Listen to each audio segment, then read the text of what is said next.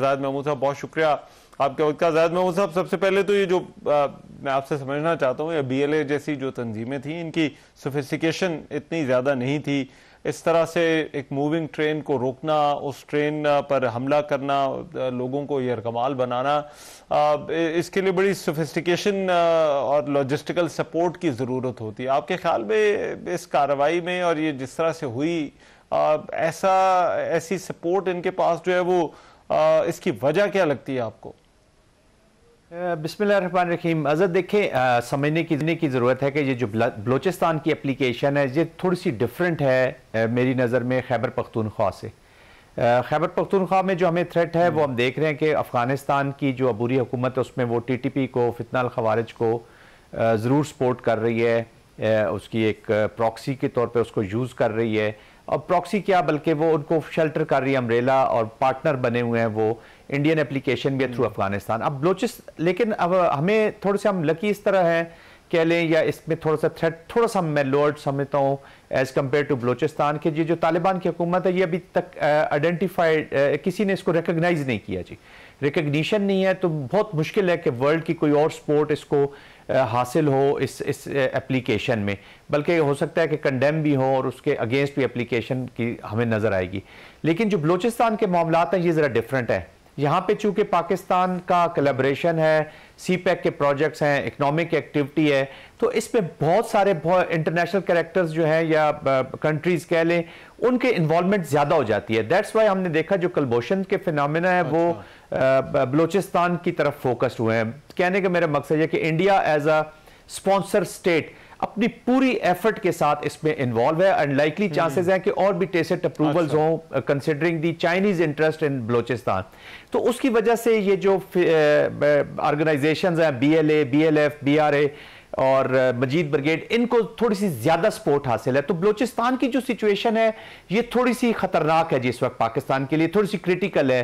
फिर यहाँ पे रेडिकलाइजेशन, एक्सट्रीमिज्म, टेररिज्म के इश्यूज हैं।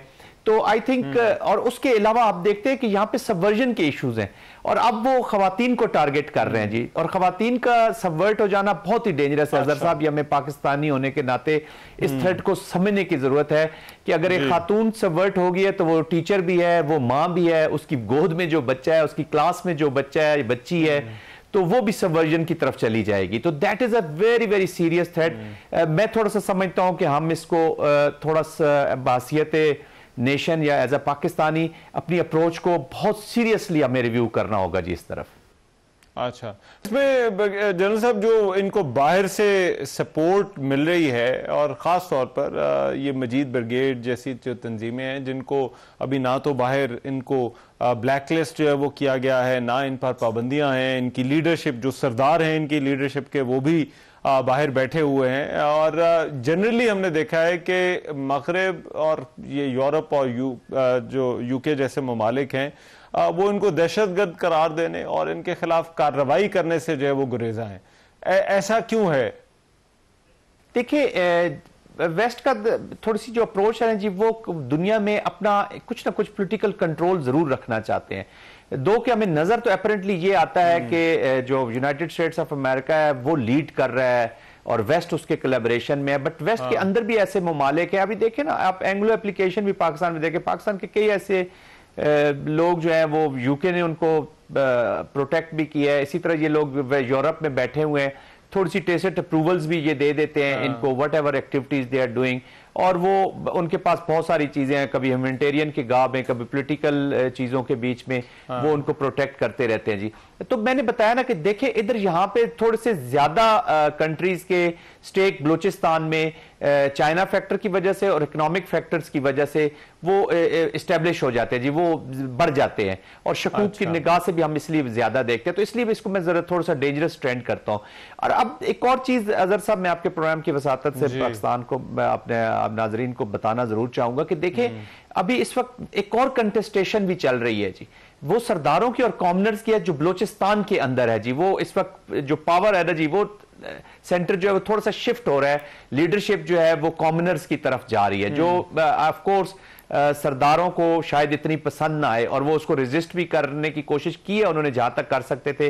बट चूंकि अब ये बीएलए बीएलएफ इतनी मिलिटरीली इनको इतनी ज्यादा सपोर्ट मिल गई हुई है कि अब इन्होंने भी अपने जो देखे ना, जो मलेशियाज कह लें, हर सरदार ने अपना कुछ ना कुछ मलेशिया यहां पे रखा होता था। तो अनफॉर्चुनेटली स्टेट की बैड गवर्नेंस की वजह से, कुछ एक्यूमुलेटिव मिस्टेक्स की वजह से हम इस पूरे सिस्टम को, इस थ्रेट को उस तरह नहीं समझे। बट अभी ये थ्रेट फर्दर इवॉल्व हो रही है, बढ़ रही है।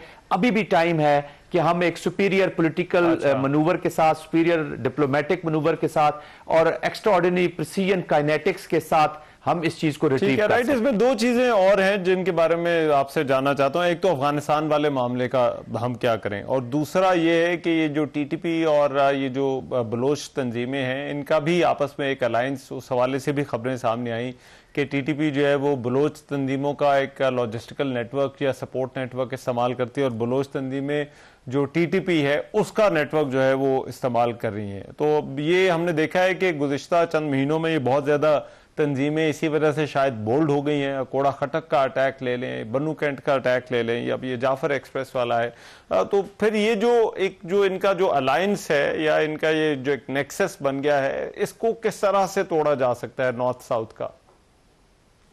अजर देखे जो इतलात हैं और कुछ इंफॉर्मेशन वहाँ से आती है और जो पल्स है या हम जो एनालिसिस करते हैं, तो पहले यहाँ पर अफगानिस्तान के बीच में अलकायदा जो है कि as a mother proscribed organisation या मदर टेररिस्ट ग्रुप समझ लें कि वो मौजूद था और वो कोऑर्डिनेशन करता रहता था, काइंड ऑफ अ क्वाड, एक कोऑर्डिनेशन का रोल में रहता था जी।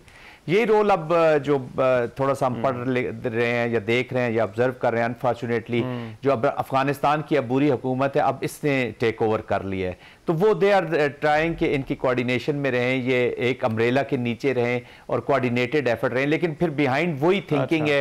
आई मीन के बड़ी प्रोमिनेंट प्रॉक्सी का जो स्पॉन्सर है वो भारत है। अब इसमें किसी को कोई शक नहीं हो जाना चाहिए।